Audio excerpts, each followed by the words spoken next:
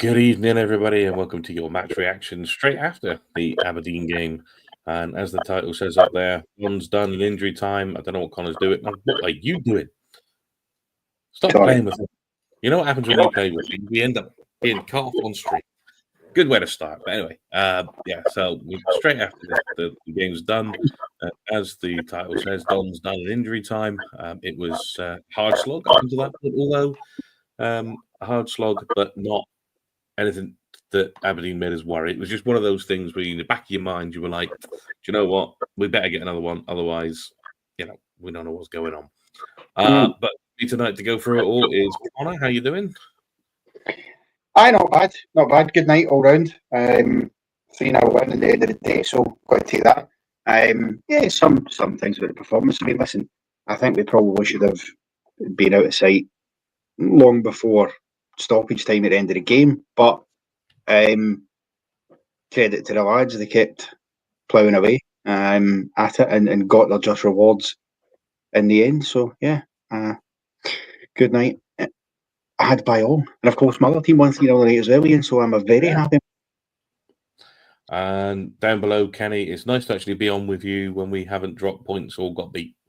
Yeah, my credibility's went up one notch for 0, so I'm happy with that. I'm delighted. I'm fine, mate. I'm enjoyed that. Plus, I agree with Connor. I think we all agree that they make us wait a little bit. I think we all thought that was going to be one of those nights again until we managed to break them down. So, happy boy. I think you're having some sound issues, Connor, by the sounds of it. Sniper says you sound like a Dalek. I'm assuming that's a Dalek, which is related to a garlic, and he's mixed the two together. But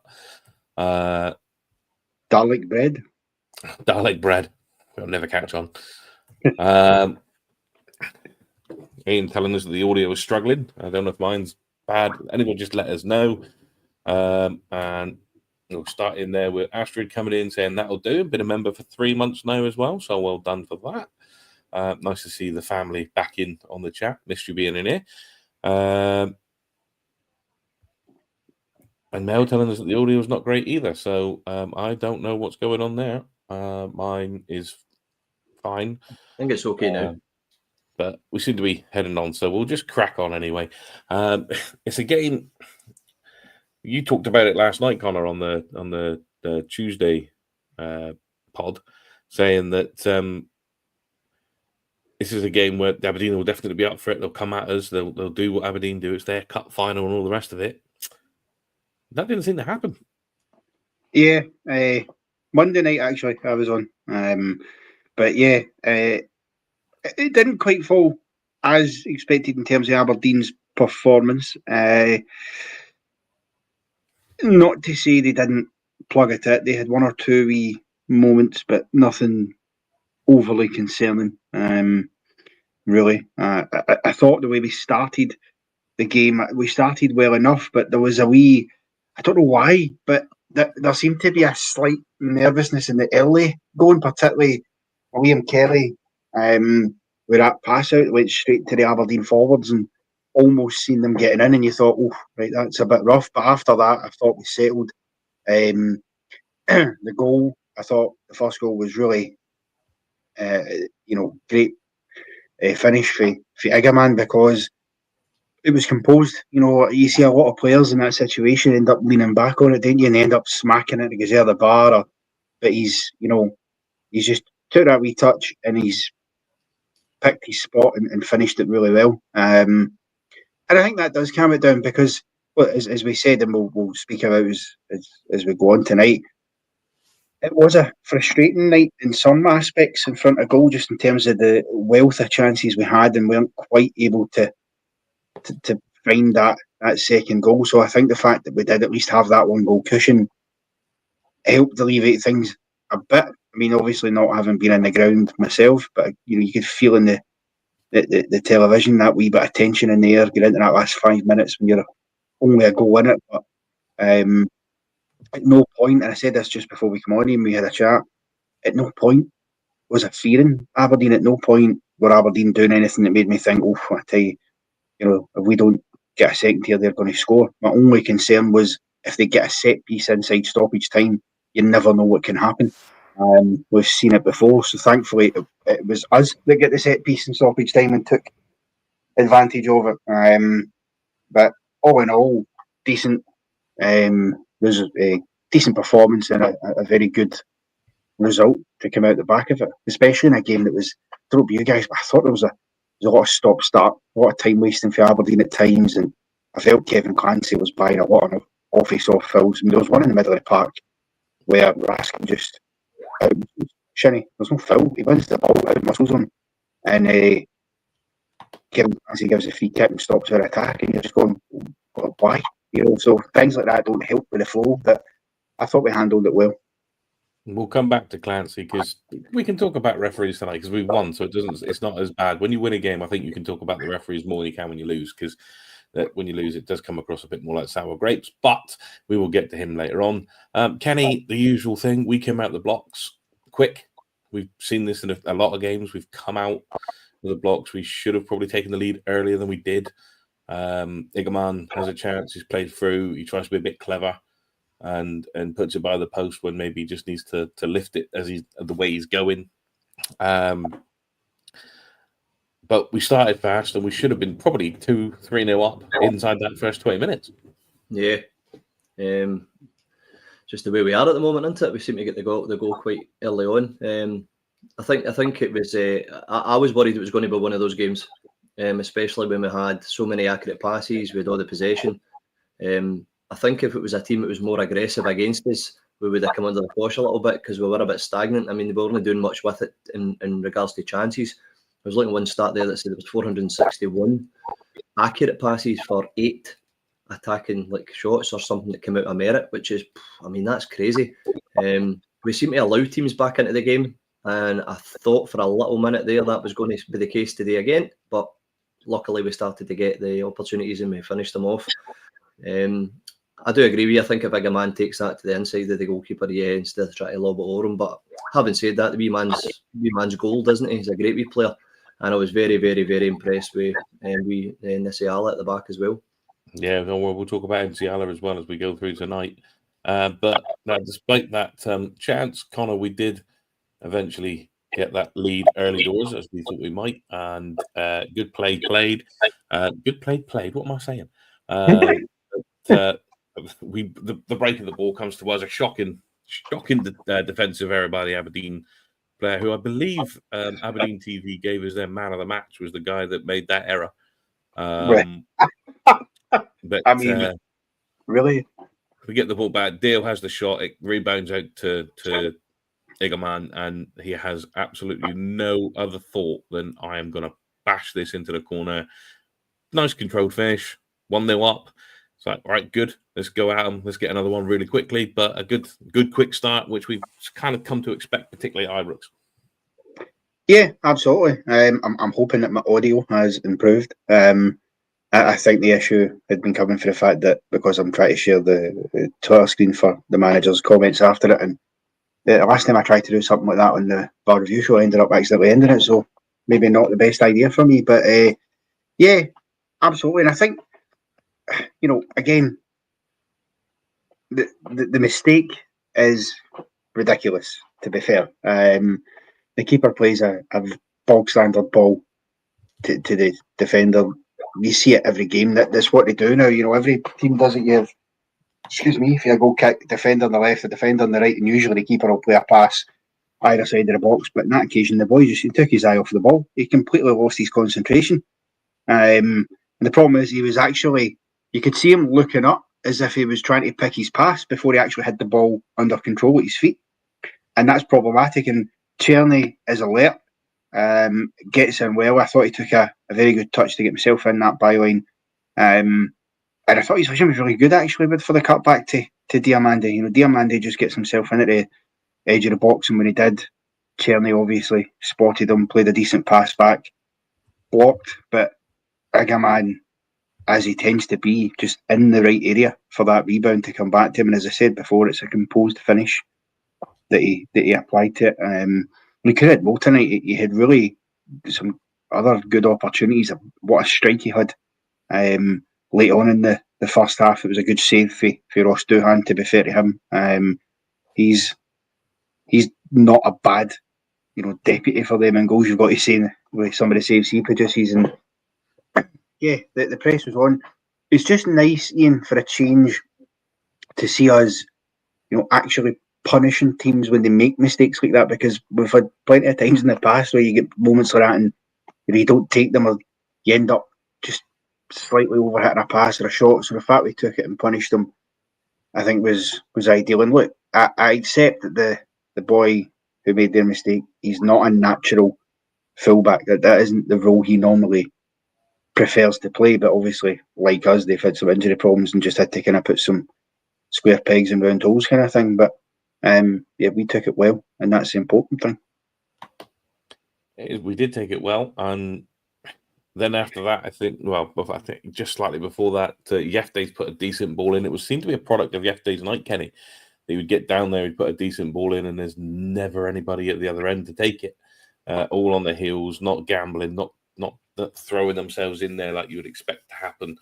So at that point, you're thinking this score could be anything we want it to be, that first sort of 20 minutes. Yeah. But then we do what we do, and we start to step back and slow the play down and go backwards instead of going forwards. It's just something we're now also accustomed to that side of it, the quick start, but the slow down towards the middle of the half going into half time. How delicious was that ball for Yefte, yeah? That one right across that 6-yard box. I mean, an Alan McCoy would be screaming at that TV to get right in, sliding into that. There's a man in that studio that would have been screaming at that TV as well, because Chris Boyd didn't do a lot of running, but my God, he'd have been there for that. Yeah, it was in the box. He was a bit heavier to be running about doing all the running, wasn't he? But no, it was a delicious ball. I think Yefte was really good today.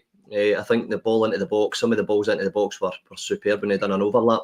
I would have liked to have seen Cherny overlap a lot more again. I think sometimes when you get into the positions, the ball sometimes doesn't come quick as the pass should be coming a lot faster, so that the gap that you're trying to put it into is still there. But I think you don't need to take the extra touch. The gap goes missing, and then you're hitting it off their player, or you're having to revert back to maybe outside the 18-yard box. I think if that was to change, and by the way, Cherny's a great player, and I don't know where this comes from sometimes when he second guesses his ability, just not all the time, but sometimes, because when he gets to the byline, he seems to always find somewhere to pick it out. Just today, I think he was a wee bit shy on maybe the last ball being quick enough, but the wing play today was pretty decent. I just think the imagination inside the box sometimes has to be a wee bit sharper. It was nice to see some shots coming from outside the box. That was new, and long balls getting played a lot more as well, so mixing it up slightly, and that did confuse Aberdeen. Don't get me wrong, I don't think it would take much to confuse Aberdeen right now. Not exactly great. However, it took us a long time to break down a team that was very average again, and I did like to see the fact that we did actually get more goals in the games. But as far as the wingers go, like you're saying about Yefte and that, some of the balls were pretty good, and I felt Hadji was pretty good with his passing tonight as well. He was, and I said in the watch along about Hadji, regarding Hadji, that Aberdeen seemed to have picked him as the player to take out, because every time he got on the ball, they weren't bothered about getting the ball off him. It was just get him on the floor and kick him, do whatever you got to do. That's one's come back in. I don't know why, yeah, Hadji. They were definitely worried enough about Hadji to make sure that they kicked him about all over the place to try and take him out of the game. I think Alex said that maybe because he's been quite fiery, Connor, in the last few games, maybe they could wind him up and get him gone. But he certainly was the one person in that first half in particular who was on the ball, always head up, always trying to find the pass, always trying to get us going forward. And I think we benefited from that, particularly Igerman, because you put a ball forward for Igerman, he's going to chase it all day long. Yeah. Oh, he is. He absolutely is. He doesn't give up on anything, Igerman. And like that about him. Listen, some things won't always come off of you. You won't always get in the end of it, but don't give up on it. And the the moment for the first goal is exactly the reason why you don't give up on things and you stay on your toes. And he does that really well. As Kenny touched on there as well, I thought Hadji was terrific tonight, to be honest with you. I thought some of his play was brilliant. He was playing great passes that on another night would have probably bagged him a couple of assists, actually. I mean, he's passed through to Danilo again. What a ball. And, I just feel Danilo's got to lift it over the keeper there for me, because when he He's in that first touch, and the keeper's come out to him, trying to get it past him. On the ground is almost impossible because he's shut down the angle. So you've almost got to try and lift it, or even turn your back on it and let the keeper wipe you out and you get a penalty. I suppose that's an option. But for me, I'd have been trying to think it over him, but won't be too harsh because I thought the keeper done well. Although I do think Danilo probably should have netted in that kind of position. But those are the kind of passes, probing passes through the eye of needle kind of stuff that puts your opponent right in the back foot, gets you in behind them. That's what you need to be doing in these kind of games because that Aberdeen are clearly set up in a way to make it difficult for you to try and play around them. So they're happy if you're just going wide and side to side all the time and everything's in front of them. So having somebody who, when he picks up the ball, isn't afraid to look up and go, right, who's making that run in behind that I can find this pass? And that he's got the quality there to do it. I think that gives your strikers confidence. I think that's why you see an Igaman and a Danilo and that trying to run off the shoulder in those situations. Because as soon as Hadji's picking the ball up, or even Raskin, he's capable as well. But tonight, particularly Hadji, they knew if he can find this pass and we can find the space, he'll play it to us. And he done that well. As I say, and another night probably get one or two more goals. And then Hadji himself, I think, did he not hit the bar? I think he hit at one point as well, which was some effort. It was a hell of a hit. That was a hell of a hit. Oh, with that. I was actually gutted to come off the park, but I can understand why. Obviously, didn't want to maybe play him the full 90, but just with how well he was playing, you kind of felt, obviously, there's a goal in this for him. He almost deserved it. And for me, I don't think it's too controversial to say I think he was man of the match tonight, despite the fact that he was the man in that they got the goals. But I just think because he's all-round play for me, more than anything else earns him it. Because I'm a great believer you don't always have to be the guy who scores the goal to get man of the match, although it does help. I mean, if you score a hat trick, then you probably deserve to get man of the match. But you don't you don't have to be the one that scores the goal to win. To win. Well, as Alex rightly pointed out, person of the match these days. But there's a lot of people that I can see already disagreeing. Connor. Jesus. Yeah, no, I don't disagree with that. I thought Ciala had a terrific game as well. That boy, and I know we'll come on to it, and that's why I didn't want to mention him, but that boy, I hadn't heard many good things about him in the B team, and he'd obviously get sent off against Queen's Park in a Challenge Cup game, and there seemed to be a lot of criticism over him, particularly surrounding that incident, because, I didn't see it, but by all accounts, he was a silly, silly boy. But for me, the couple of games he's come in now, he is looking solid now. I don't want to get too carried away because I think it's easy to do. But I said it before, there's a reason that AC Milan weren't overly keen on parting company with him initially. And that tells you that the boy's got something in the locker. And for me, he's looked absolutely solid. He really has. I think what's impressed me the most, I don't know about Kenny, it's when he's been in those wee situations at the back and he picks up and he's himself, he doesn't panic. He's quite a calm head and he doesn't mind driving with it or trying to find that pass. I totally see that him as a shout for man of the match. I have no qualms with that at all. And then Kenny, we'll focus on the back four because I think they did have a very good first half as well. But it is Aldo's saying it himself. He's saying that the experienced centre-back kept giving it to the rookie, and the rookie kept spraying the ball around like a seasoned pro, along with a very accomplished performance all night long. He put some absolute pearls of balls out there to either wing. He was composed. He was calm. I know at one point in the second half, he tried to do a back heel to clear it, slipped and fell over and landed on his face. But, we all make mistakes. But overall, I thought Enciala, considering it's only his third game, is another one where Clement's told us he's not ready. And like Igaman, he's come in and he's taken to it like a duck to water. Yeah, there was a couple of us we were watching the game and I'd expressed the fact that if you give this boy minutes and trust him, you could have potentially, you could have a very good prospect in your hands. I've watched a few of the B team games and he was a bit of a hothead, yeah, sometimes, but it's his passing, his calmness when he's under pressure. And I think that step up where he gets more time, you're starting to see a bit more of a composed individual. Nice cross as well, by the way, from him, and a long ball. He's got a long ball in him as well. So yeah, I mean, I've always quite liked the lad when I saw him in the B team. I thought he was quite composed anyway, but I was surprised as well because it's a big jump up for the B team and A team. Nobody kidded. It's a hell of a carry on. Let me look at how many youth come up and they can't make it, or they try and it's just too hard for them. The pressure's too much. It was nice to see a young boy having the pressure on his shoulders and take it and actually excel in it.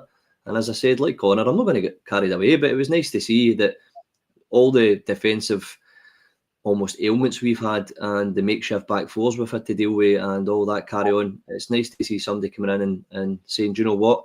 I would like a number at that back four. I would like to steal somebody's shirt and try and take the chance he's been given. So I was quite impressed. Yeah, the one thing is really just on that. By the way, Connor, my team just won and all, so Tottenham get walloped. So happy days. Happy days, Gary boy. Yeah. A good day for me and all. I'm glad of that because I dislike Tottenham much better than I do Arsenal, to be honest with you. I know that. But I think, do you know, and actually I thought to you, Kenny, with this question, I think sometimes, I know Connor Goldson done it too much. Granted, he did in games, but since Goldson left, that guy who can ping a long pass, for the back, hasn't really been there as much. And we all know, you don't want to see it 100 times a game as Goldson used to do sometimes, but see when it pays off, when Goldson used to float those long diags, sometimes they would absolutely pinpoint precision and you're in. And in games like this, when teams are going to play low blocks against you and they're going to do that, getting it in behind as quick as you can is always a great way to go. And if Nsiala can continue that, and obviously, I say we're not getting carried away, it's time will tell. But if he can take up that mantle and maybe be a bit smarter with it than Goldson is, then I think that's just another great attribute to add to the game, because you do need that in this league in particular. There's some teams you need to do that against. Yeah, I mean, I'm smirking because I'm glad you threw yourself under the bus before I mentioned Goldson. Good man. And it's the first thing I thought about, mate. You're on the same wavelength as me. When he had a good game where his long balls were more consistent than not, you do miss that, mate, because some of these teams are going to sit back. Inevitably, they have to pull up. And it's nice to have somebody that can get it over the top and have somebody with a first touch who can bring it down like your Rigamans and that. So there was a couple of times we let that wander the night right enough with the first touch, but it was a great attribute to either go long or try and pass the ball. So it was good. I totally agree with you. So cheers for leading me into that and you going first in case we get slaughtered. I'll take that. It's all right. Good. Aldo, thank you very much for that £10 super chat as well. Much appreciated. And a long-time supporter of the channel as well. So thank you very much for that. The half kind of trundled from that point on. We ended up going in 1-0 half time, but we had an issue. We knew going into half time, Danilo had already been down, looked like his shoulder had popped out. He carried on in that first half, but as he left the pitch, Kenny, he's whipped the top off. I think that was kind of the sign that he wasn't going to come back out for the second half, and he wasn't. It's just, I don't know if it's now unfortunate or if he's just an injury-prone player now. Yeah, I think that's another one of the rabblers had texted me saying, for God's sake, hopefully this isn't another roof.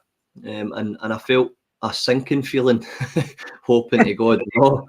And it was one of the ones I was trying to watch a game and that sentence nearly killed me. I was like, oh no. But at the end of the day, he showed us what happened. It was popped out. So, but yeah, you don't really want a striker that might start to be looking okay, and then his next minute he's absolutely red rotten with injuries. And that's Rangers at the moment, is it not? We could buy a player or keep a player within so long you've got him injured or he's long term. So fingers crossed it's just one of those.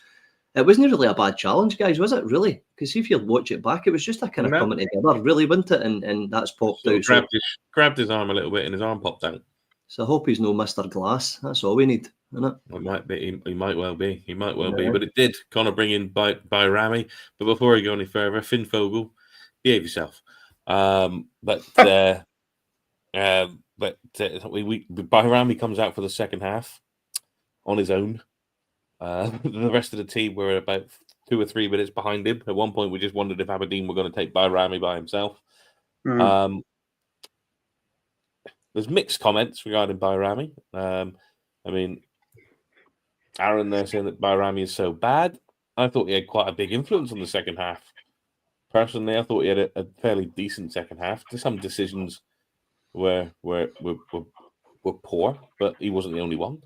I thought second half wise, he kind of took the game by the scruff of the neck, and most of the chances came through him.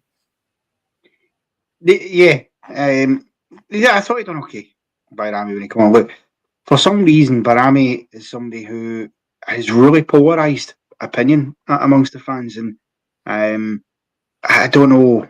I think actually Bruno's Sparky is a fair point there.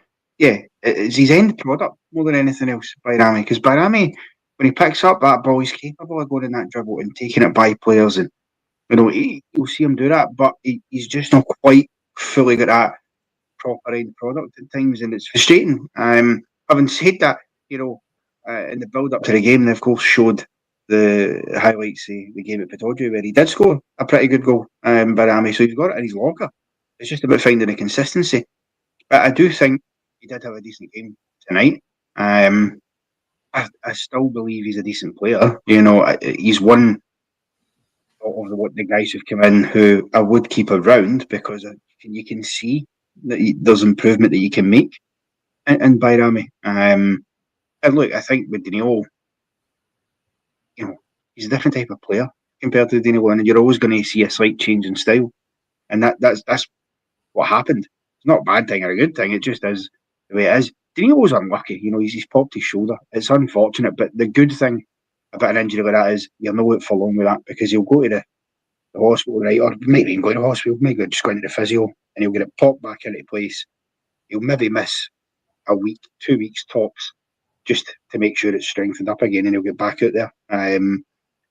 At least with that kind of injury, you're not worrying about muscle tears all the time and stuff like that. With Danilo, unlike with Roof, his injury bad luck always seems to be something like that, a pop of a shoulder, or breaking his face whilst holding a goal against St Johnstone, which, in all fairness, if a player's going to break his face, at least do it whilst you hold a goal.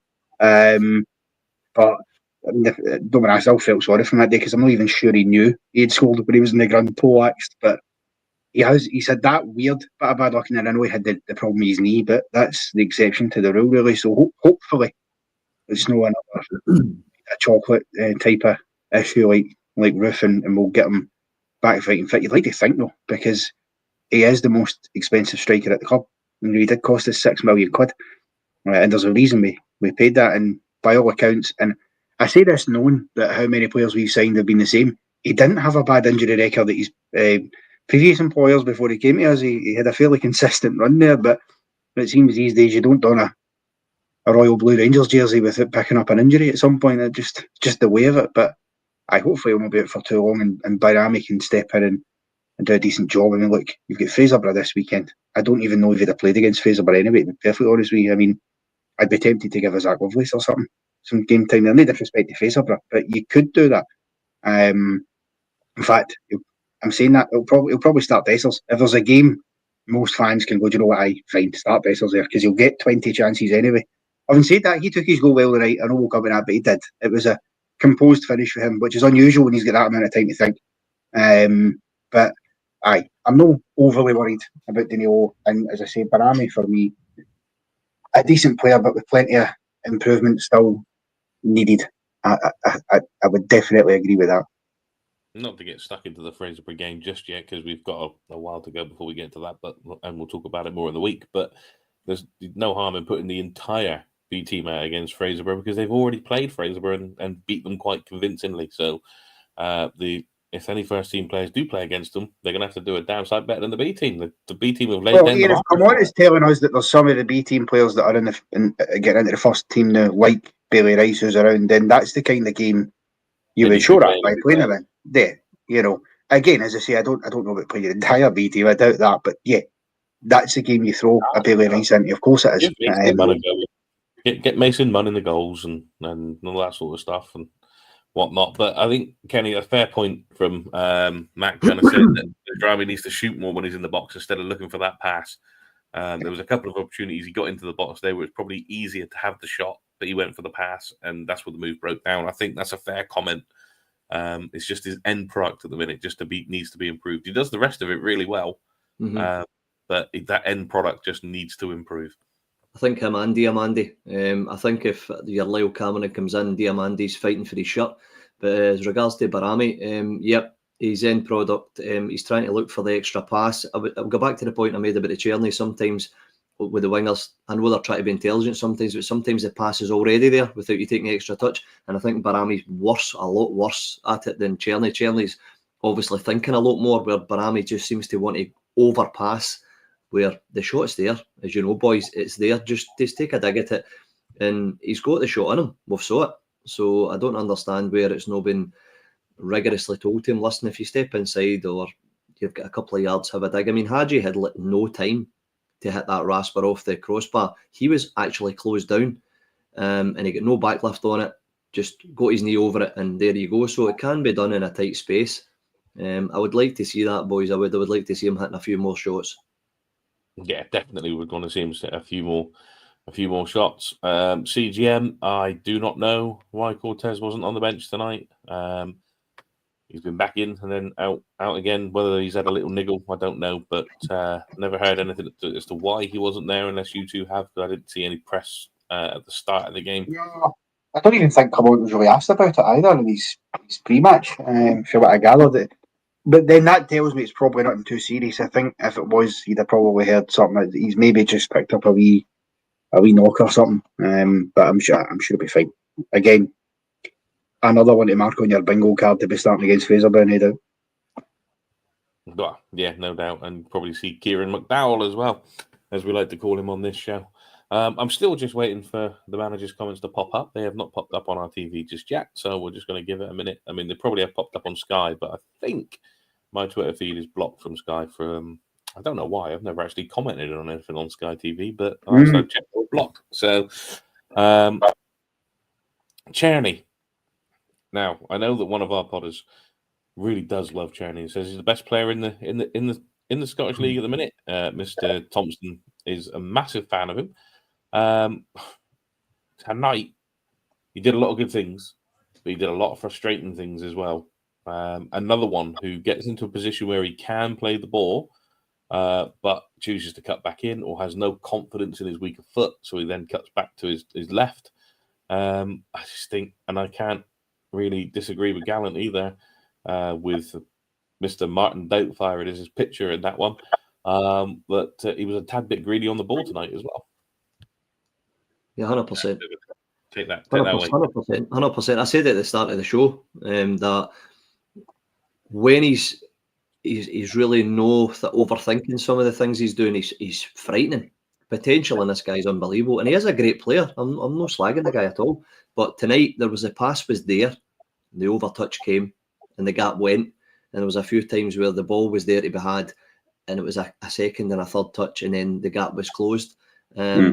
Sometimes the overlap as well, it's on, and I know it's hard as a winger to believe in your ability, but he has got blistering pace when he needs it.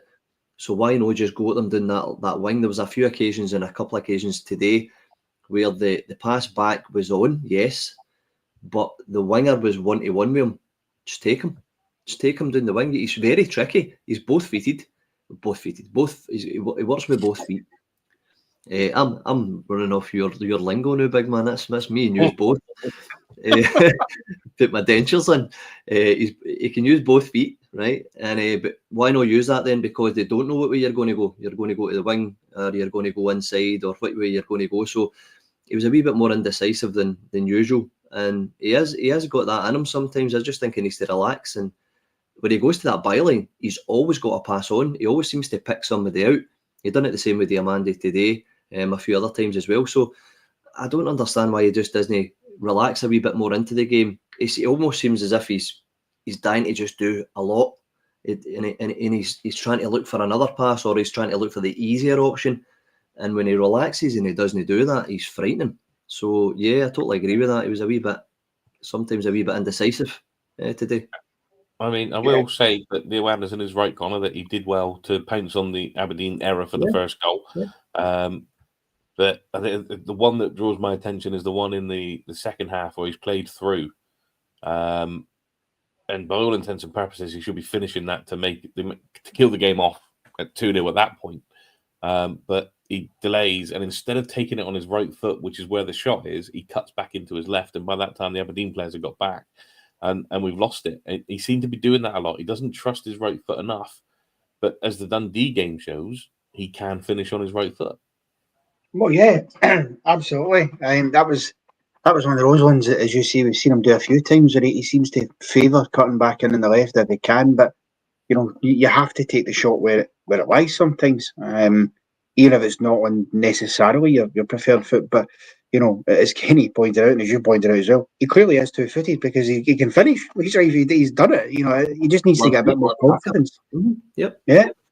It's just a confidence thing, I think. A bit more confidence in his ability there would be fine. And yeah, I take on board the point about maybe sometimes he tries to do too much by himself. And I think, yeah, I can see that point, but I'm not going to be overly critical of players who want to have a shot when they're in the box, because that's what I want my players to be doing.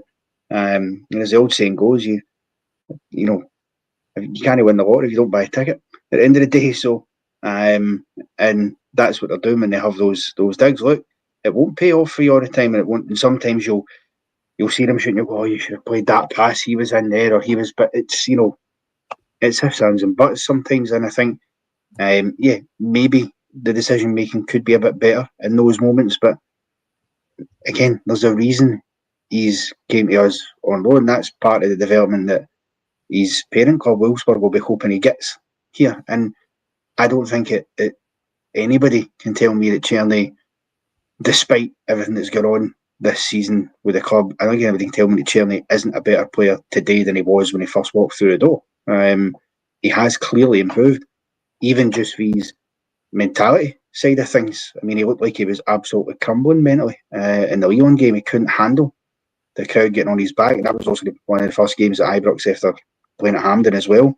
Mm-hmm. But that all seems to have been put behind him, and he's now dealing with all that much better. So there is, he's getting better week on, week out. There's just wee moments you go, maybe he could have done better there. But again, I just think it's confidence. It's all it is for me.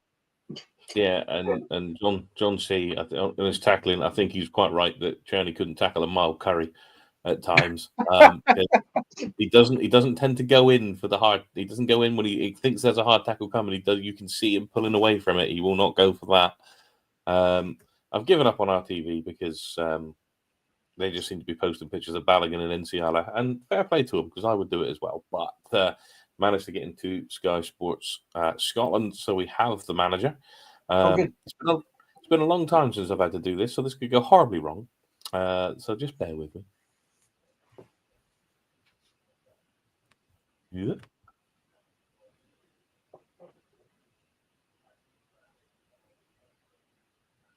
You need to unmute the screen.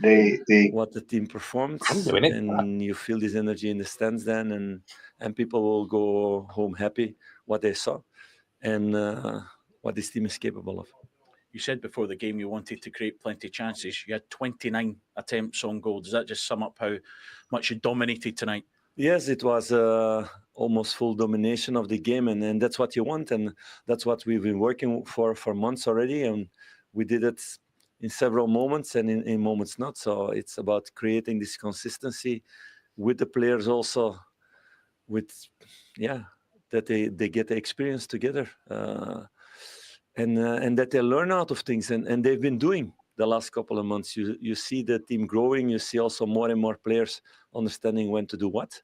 So that's the normal things in football that it takes time. I'm really proud also for a guy like Nathan Nsiala, how he takes the step, but it's because of all the work he's been doing the last couple of months with the games in the second team and also with the trainings. So that's another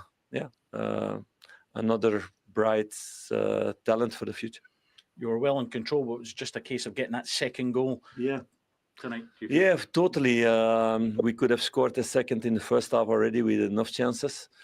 So in that way, we were still not efficient enough. In this game, we had also the bar. We hit the post. Also those moments.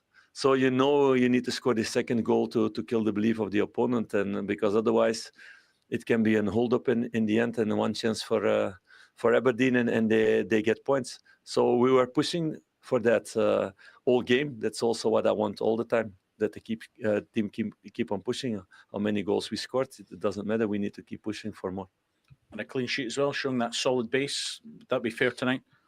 Yeah, totally. Because also with not really conceding good chances for Aberdeen and a few really good blocks and tackles also, but a very concentrated team where everybody was working hard to keep this clean sheet also. How is both Robin Proper and Danilo? I don't know yet, so we will see the next couple of days. So it's always dangerous to take conclusions straight after a game. So we will see the next couple of days how it goes with them. How does this set you up for two totally different tests in Fraserburgh in the Cup and then Manchester United? Yeah, against Fraserburgh, it's again giving everything and playing good football. Maybe also giving chances to some of the young guys to get experience. But it will not be a totally different team than today because we need to go through. That's very important. And it's only about that. It's now about the next game and winning that. And then after we can focus on the next game. Well done tonight. Thank you. I muted myself, so I nearly went to speak there and then realised I was still on mute. So finally, one we can actually get through completely without thinking, what the hell are you talking about? I don't think you can really disagree with a great deal of what he was saying there. I hope the only bit that worries me is the maybe we'll see some of the youth players against Fraserburgh. That does worry me slightly. Kenny, what do you make of the manager? Maybe we'll play good football. That's the Belgianism. That's the Belgianism. What an arse! Don't worry, you're right. There's a lot there that was what was expected he was going to say, and I'm glad he didn't waffle into like the seagulls and the trawlers like Big Eric. But it was 100% better than his last good few interviews. But that one about maybe play some good football as well made me really want to watch a Fraserburgh game. So I'm dying to see it now. But no, it's fair enough. It's not the worst interview I've ever heard of his. So. I'm a wee bit surprised. It was everything that happened and everything that's going to happen. So Ron Seal stuff. So did exactly what it said on the tin. Connor. We will see some of the young players here. I mean, think about it. The game after Fraserburgh's away at Man United, he's going to want to rest some players for that game. He's not going to want to risk people getting. I mean, we all remember Yanis Adji when he got his bad injury was because Michael Beale felt the need to play him against East Stirling, and that was silly. You know, again, all due respect, if you're going to play players or Stirling Albion, sorry, I should say, if you're going to play players in that kind of game, these are hammer throws you're putting them in against. So you're risking injuring your big players because these, fair play to them, they'll play the way they play week in, week out, and they'll come flying into tackles. They'll make it rough. At least with the young guys, we put them out there, they'll deal with that no bother because they deal with it anyway when they play every week because that's the level of teams they're playing against. And you don't have to risk all your big players. I mean, if he starts at the same lineup as he does tonight, I'd be questioning that because I don't see the need for it. Although I did find it funny when he, talking about stating it blindingly obvious, we need to get through. No shit, Sherlock. Fuck's sake. You're playing Fraserburgh at home. I don't care. I don't care how much money it would cost. If you get put out the cup by Fraserburgh at home, you're absolutely losing your bloody job at that point. Forget about Old Trafford, for God's sake. I mean, that's... And I get why he's saying it, right? Because obviously. But sometimes you just think, and that kind of went without saying, Phil, I don't think we need to keep... He said that as if there should be any jeopardy attached to the prospect he's gone through. And again, no disrespect to Fraserburgh, but that really shouldn't be a problem for us. I mean, it's very Annie McCoist when Annie McCoist was manager, saying things like East Stirling, we've got to give them the respect that they deserve and all the rest of it. They're a good team and all that because you're Rangers manager and you're trying to do that sort of stuff. Some things just don't really need saying. So, like you say, he didn't need to say that, but it's Clement. If it wasn't a Clement press conference with that or a post match without saying something that we can pick up on and ridicule him for. That is good. Aye. Yeah. The second half, we blew, we huffed and we puffed, and Kenny got concerned that one slip, one little mistake, one corner, we don't deal with it properly, this lot are going to score because it's what happens. We've seen that movie. That's what happens to us. Yep. I think that we were all doing the same thing. It'd have been interesting to do the goggle box, see everybody's face, the girls that were watching it. It'd be some viewing. We didn't really know what was going to happen. And the thing is, we let them creep. We always let a team creep back in at 1-0. And as everybody knows, football's two teams. It could be an unfortunate incident that lets them score. It could be a free kick outside the box. It could be a silly rash challenge. At 1-0, it's always dodgy anyway. Not so much if Rangers are having inconsistencies in a game in general. If you're keeping it at 1-0, you're always giving the other team some sort of hope. And if you get it half-time 1-0, you've gave the opposition manager an easier team talk if you've kept it down at that. So it would be nice to get in a couple of goals. Don't get me wrong, a couple of goals in at half-time. We kind of done that against Hibs. That backfired a wee bit. But I did think that it was a bit of a worry starting to creep in when it was getting to the kind of later stages into the second half. You're going, right, come on, this surely to God. And then they were starting to get little chances, weren't they? They were starting to get closer and closer to our box. But luckily, a nice little swung ball in, and everybody relaxed a little bit, didn't they, after that? It did, but it didn't look like it was going to come before that because there was a chance for Balogun before that where he's hit the post. Oh, yeah, the post. Yep, you know, that's right. Ball ends up, I thought that was in, and it hits the post. And that would have been a goal direct from a corner. Well, I can't believe it. And but it didn't have to wait long. The ball gets put in. It comes back out. It's flown across. NCL is there. Centre back picks the ball up, turns around, crosses it like a very veteran winger, and slings it back into the box. Decent cross, very good cross. And there's the other centre back to meet it. So centre back to make it 2-0 going into injury time. When was the last time you said that sentence? I don't know. Centre back to centre back. Amoruso was the lad. I remember Amoruso putting in a couple of decent crosses, but Balogun, of all the players in that back line that you know could get you goals, Balogun's the one, and just so happy that he comes back tonight and actually gets on the score sheet as well. You must admit, guys, right? You must admit we do miss those towering, marauding central defenders that come up for corners and just throw everything at everything. Your Davy Weirs, your Amorusos, your Goffs, all these kind of players. We do miss that because it gives you another avenue to get a goal from something completely unorthodox. Yeah. And I do miss it. I don't know about you, but I definitely do. 100%. I think you could even, to slightly lesser degrees, but you could even throw a Carlos Coelho and a Majid Bagheera into that category because they were marauding defenders as well. And Coelho would take it up in the air. He liked to get up there and come around. Bagheera, I mean, that boy sometimes thought he was Lionel Messi, actually, to be fair. He would try and get balls. Sometimes he played like this. His entertainment value was always there. He was superb. No, you do. But listen, I think everybody loves big Leon Balogun. You know, he's been a tremendous servant to the club over both his spells.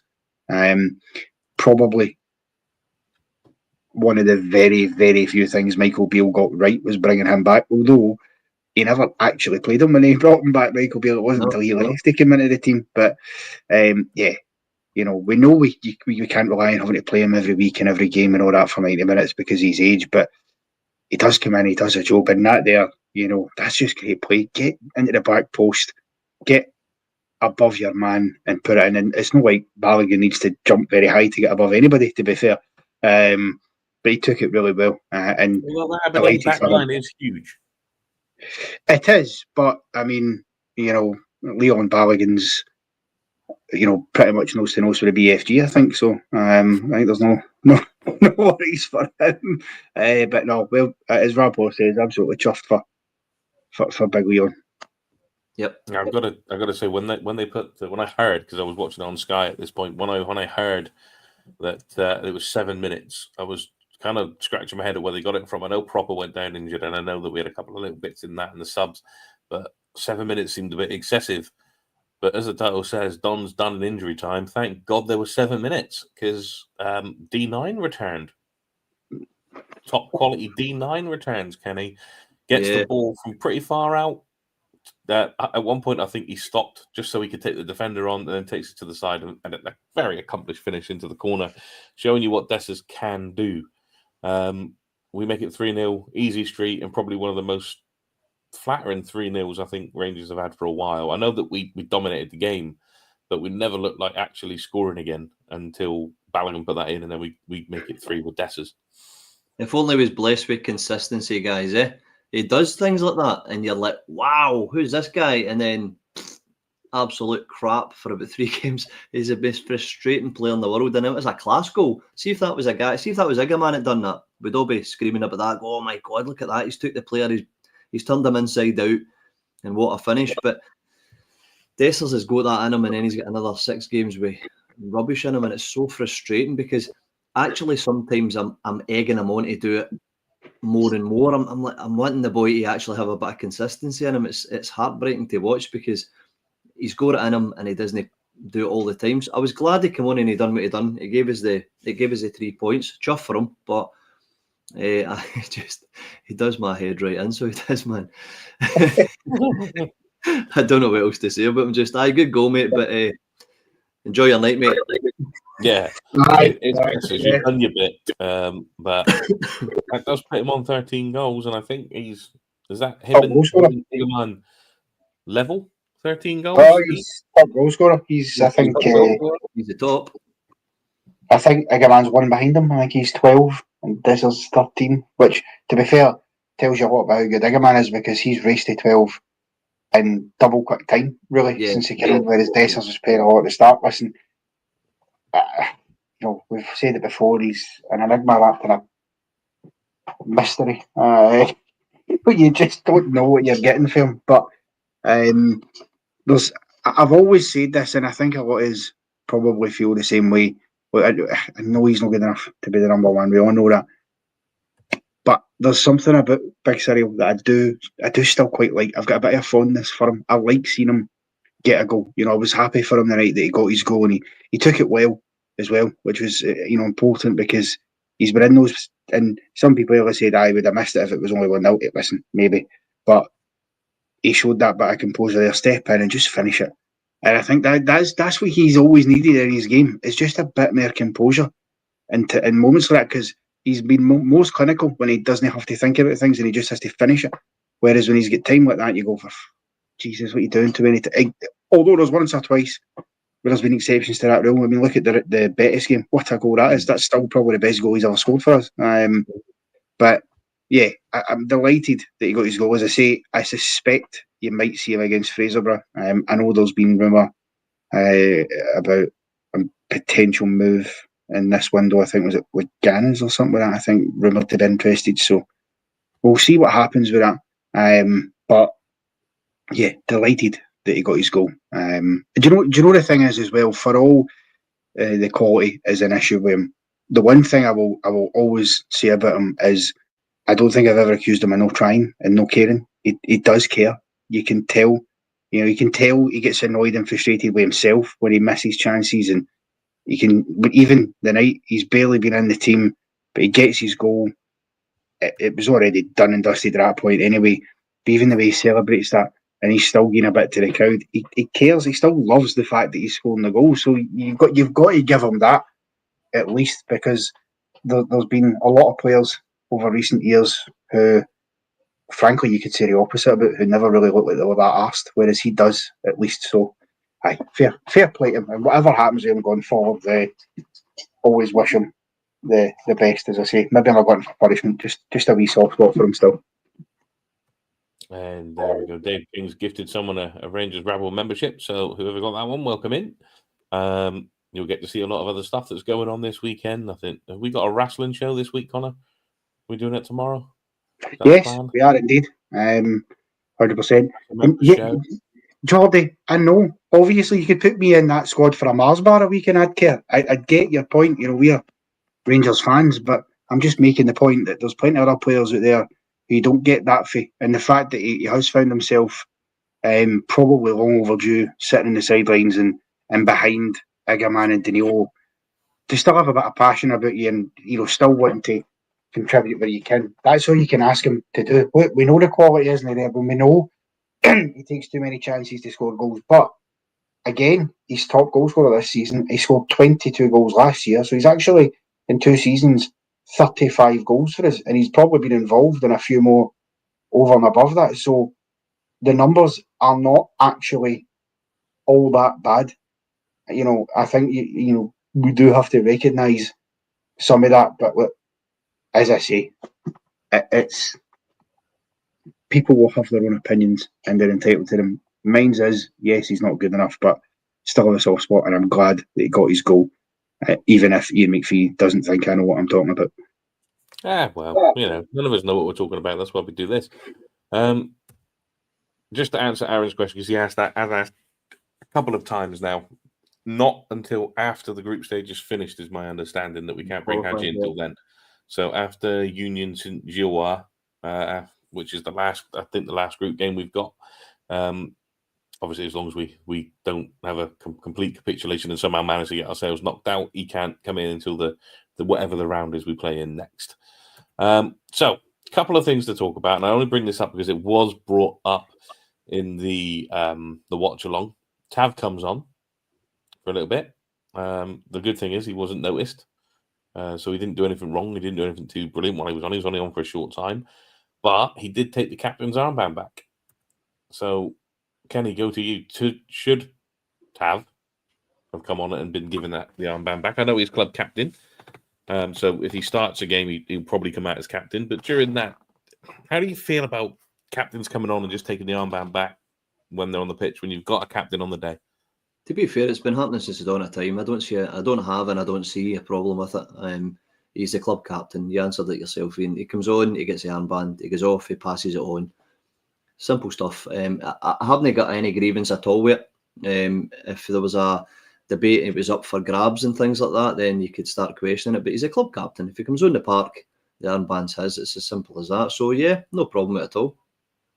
Agreed, Connor. I mean, it doesn't bother me in the slightest because he is the club captain. So, but just because it was brought up on the watch along, it's but that's been happening for time and annum. It's just the nature of the beast, and all the players know that when they're on the park. Listen, I've said this before, but obviously, my other club, Newcastle, for example, Jamal Lascelles is still our club captain, and see if he comes on the park, he takes the armband, and he doesn't play ever, basically. And not just Newcastle, other teams have seen it over the years as well. It just is, Harry Maguire was Man United's captain last season when he got dropped out of the team altogether, but he was still club captain. And when he came back in and he was coming on for 5 minutes to go, he got the armband. So I get why some people might go, oh, come on. But yeah, as Paul says, captain takes it. Yeah, and I think most of the comments agree as well that he is the club captain. Therefore, if he comes on, he takes it. And like you say, it happens everywhere else. Paul asking about a red card, Ian. Yes, I was going to move to that because obviously we've got to talk about Clancy. I think he's referring to Leighton Clarkson. Yes. There's Ridvan. Was it on Ridvan? It was on Ridvan or Hadji, one of the two. He comes over the ball. It's on the ankle. For me, I called red card straight away. It's on the watch along. You'll see it. I said that's a red card for me all day long. He's come over the ball. He's not made an attempt to play it. He's caught him on the ankle. For me, it was a red card. Yep. I don't know if that's the corner on me. I don't know. It doesn't matter at this point. I agree. I mean, he's over the ball. He's high. Studs are up. Takes him out. It's 100%. It was dangerous. So is that not what the rule is? If it's dangerous play and there's intent in it, then there's a question to be asked. But it is us. It is us. What are we going to get? You need a leg hanging off before we start getting somebody to look at it twice. So I agree with you, and I think it was a red. Connor, you do the VAR review of the review of the review of the review, and I'd expect to see this one on when they come out next. Red card for you? Yeah, totally agree with Kenny. It wouldn't surprise me in the slightest if we see this on the VAR review when it comes out. I mean, it's due. It is due at some point, probably next week, I imagine. During midweek, they'll put it out. I will be surprised if it's not on there, because I think when you look at that, and I get sometimes replays and things make tackles look worse, arguably, than they are, but the more you see that, even in full speed, you go, yeah, it's a red. And what I find surprising about it is And as Ian McPhee says, and he's right, Nick Walsh, the VAR, why has he not looked at that? And if he has looked at it, rather, why is he not? They did VAR, did look at it, but and that's what I'm saying. Why is he not then recommended a review? Because he agreed with clearly, yeah, but when I do the VAR review show and you listen to Willie Collum, he talks about what he's asking them to look for in those VAR rooms, and Kenny's right. Number one in the checklist is it endangering the safety of an opponent?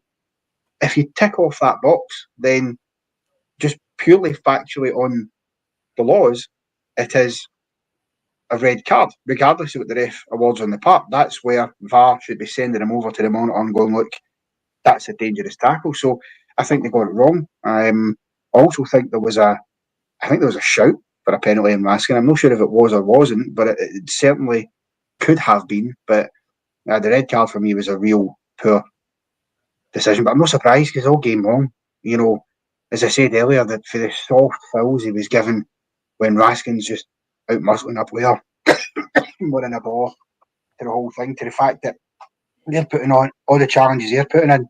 First tackle, Ciala makes, he books him. And you think, come on. Now, I'm not saying it's not a booking for Ciala. It probably is because of the area the pitch challenge is in. So I totally understand that. But when I'm looking at other challenges he let go prior to that frame as well, you go, it definitely feels like there should have been more yellows flung their way as well. So it was one of those weird ones where they were getting a lot of soft fouls and we weren't getting an awful lot our way. Thankfully, it didn't impact the game, but no, certainly it's a straight red card, no question about it. Yeah, the penalty one, for me, I don't think he actually I think it's 50-50, but I'm not saying it is a penalty. I'm just saying there was a shout. I don't think it was. I think it's probably 50-50. If you get it, you don't. Listen, there was a bit of petulance there though. It was a bit afters. It wasn't. It wasn't going to be a penalty. But if you watch Shinnie, he's doing it. He's actually giving a wee kick out there. Now, listen, he's diving about like a ballerina, right? That doesn't help him. But it doesn't help him, right? It doesn't. But it does. Shinnie's intently trying to give him a wee nudge like that. And at the end of the day, even a ref getting up and saying, "Oh, listen," at the end of the day, you can't be doing that. We don't even get in like that. So. And by the way, see about a minute or two maybe after that, he was still, even though the camera wasn't on him and he wasn't doing his hair, right? There was nobody watching him, and he was actually limping and he was struggling a little bit. So he's obviously been nicked, but there was no need for Shinnie to be that way, if you get me. The play had stopped, nothing was happening with him, and Shinnie still went after the ball was completely cleared. So it was disappointing that he never got spoke to about that penalty, no, but still, it was a wee bit afters for me. But the thing is, I think somebody mentioned it earlier in the comments, there was, I think, 3, maybe 4 VAR checks for Aberdeen tackles that were, I think 3 of the 4 were obviously not red cards, but they were quick checks nonetheless. The 4th one, just what it was. But that tells you that Kevin Clancy needed to rein things in a bit because, look, I don't blame Aberdeen for playing the way they play. That's what Aberdeen do. They're a physical team, particularly when they come up and play us. You know that they're going to do that. And Shinnie is one of the worst culprits. I can't stand him when he plays against me because that's what he does. He is a wind-up merch. For me, he's a discount Scott Brown. He likes to think he can play on the edge in that kind of game. But he's no... I make his leader in this, but he ain't as good at doing it as what Scott Brown was. People don't rise to him as much as he would want them to, but he tries and he'll kick out, he'll have wee nibbles behind the ref's back and all that sort of stuff. And for me, Clancy just needed to stamp his authority in a wee bit and just cut it out. And whether that's bringing the players over more to have a word or saying, listen, any more of that and I'm handing out bookings. Because referees, I've seen referees do that, where they'll say to a captain, they'll go, listen, you've had all these fouls, so see the next foul one of your players give, regardless of how soft it is, you're getting a booking because you can do that. And that usually calms things down a bit. So for me, he had to do that. And the fact he didn't, it tells you why Nick Walsh even felt the need to look at some things. Just a refereeing up there, isn't it? It's just a refereeing match. Somebody did put in the comments earlier on saying that at the end of the day, Clancy's an amateur referee, not a professional referee. We've got to blame the league that uses them, and then but we've mentioned it on here before. There's other places that have mentioned it as well, that maybe professional referees is the way to go, but I don't ever think it's going to happen in Scotland. And Clancy again tonight, and I think again the lads mentioned it on the watch along. There is a point in games where Clancy goes, "Do you know what? It's about me, this," and he starts to bring. There's really just pointed out the absurdity for you there, Ian. They had a VAR check for a challenge of one of their players. Clancy and Danilo gave a throw in for them. It wasn't a red, he's right, but the fact they didn't even give a free kick, you know, I remember that. Clearly, if VAR is checking it, for VAR to check it, at minimum it has to have at least been a foul. You know, but the fact that not only they don't give a foul, but they give the throw in the other way, I mean, it's as you say, and it's just amateur. Absolutely. But what I can say is Paul McCarrickle, but nail on the head for tonight. We actually managed the game and got 3 points. We won 3-0. Yep. It's a sticky wicket. We could have easily. It's one of those games where if they did turn up and they decided to play a bit, they could have given us a bit of an issue, but they didn't. We walk away tonight with a 3-0 victory. It doesn't mean anything, but we closed the gap a little bit on top spot. We move away from Aberdeen. So I think we're not. I said 20. I think they mentioned it again. It's something on the watch along. See the lads on the watch along. They do their job. 21-point swing since the last time we played Aberdeen. Apparently, yeah. Wow, so, they're free falling, aren't they? They're free falling bad. I just hope, Ian, that they really enjoyed the trophy and the legendary status that they gained for that 2-1 win in the cup final up at Pittodrie. You know, now that they're 12 points behind us. I mean, listen, we've not much to brag about, but that whole night was a nonsense for them from start to finish. Fireworks. I mean, really, it's not a Champions League final. And you see the difference, because when Celtic went up there, and by the way, in that game they could have went back within 3 points if Celtic at the top of the league. None of that happened. So I hope they enjoyed that wee trophy, because it's the only thing they'll win this year. Does this league never learn? Does the league never learn, guys? You get after Christmas, January, it's always 12, 15, whatever points between second and third, and it just grows all the way to the end of the season. It's always about 20 points between third and second, no matter who's there. Usually us. But it's there's always a team that gives a little push, whether it's a Dundee United, an Aberdeen, a Hearts, and then as soon as it gets to the business end of the season, the bottle crashes because they're not really been up there for long periods of time, so they're no used to that type of pressure, and they all fall away. And it's just one of those things. I was never really concerned with Aberdeen. Yes, they got them playing really well. They signed pretty decent players, but you knew there was always a wobble in there somewhere. Can I throw a spanner in the works just before we wrap up? What was your thoughts on if there's any truth in it? Obviously, it's a tabloid. The women's team applying for England, playing the English league. I've seen it. I haven't read into it. I haven't had a look, because no doubt come next Monday they will be talking that all up on the women's show. Not to steal the women's show, but what would your thoughts be on that for if they did gain access, right, as the old firm in England? Does that open a doorway for us?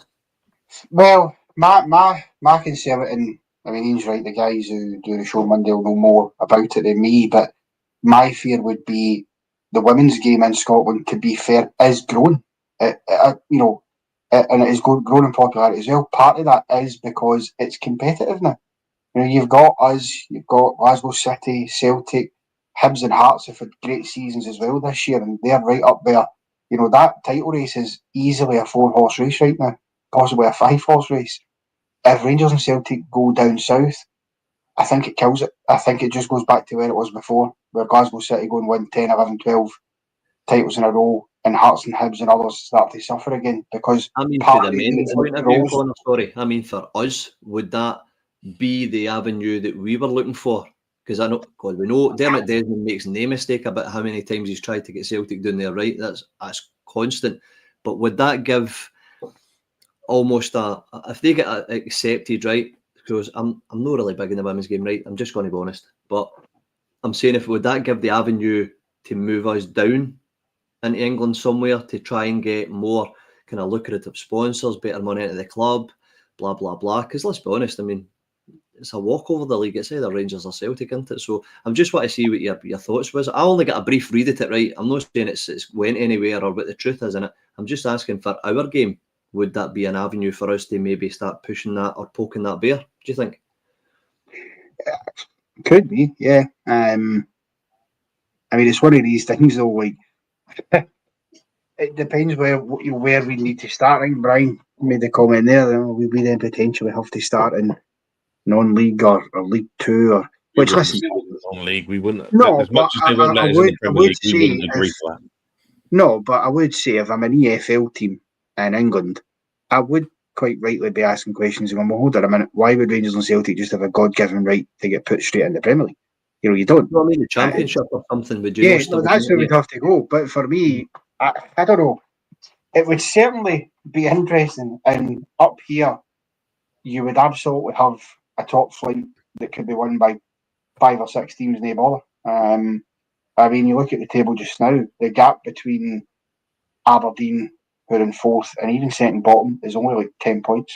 It's not an awful lot, really, when you look at it. So I could see the merits. My only worry is, listen, financially probably would help us, but clearly we would be at a clear risk of Celtic getting promoted before we would, because they're ahead of us. And then you're having to compete with other teams down there. And let's not forget, teams that get relegated for the Premiership get parachute payments. It's something like 90 or 100 million quid. So, I mean, yeah, financially it'd be good. I just don't know whether or not it would necessarily. Because then again, if you start in a Championship, that's a season without European football. You can't get it in the Championship unless you win the FA Cup, which would be a hard ask. So, not to mention the fact that it would cause an absolute headache for me when Rangers play Newcastle. Well, then we'll know what type of supporter you both or are. Arsenal for Kenny, you know. Arsenal are the same.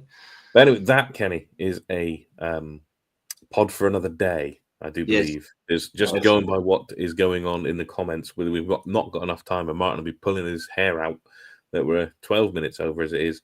But Stephen Robinson with a $5 Australian in there, agreeing 100% with Connor on his previous comment, not that one. So at least someone's agreeing with you, Connor. Yeah, well, yeah, it's nice to have somebody agree with me. Anyway, it's not all nonsense. we went into injury time as well. We did more injury time than the team did, so we better get out of here and let you guys either get on with the rest of your days wherever you are watching, or go to bed, whatever it is you're doing, and let Connor and Kenny disappear into the night as well and do whatever they do when they're not doing this. Thanks for being with us. It's just a poor man, bigger man, isn't he, Zach? But we will see you all again tomorrow afternoon for the afternoon rabble. We can start your bets now for what time that will start. Will it be 12:30? Will it be 12:33? Will it be 12:45? We'll just have to wait and see. Rob Hort, night to you as well. And for the rest of us, and Connor and Kenny, we will see you next time. See you later.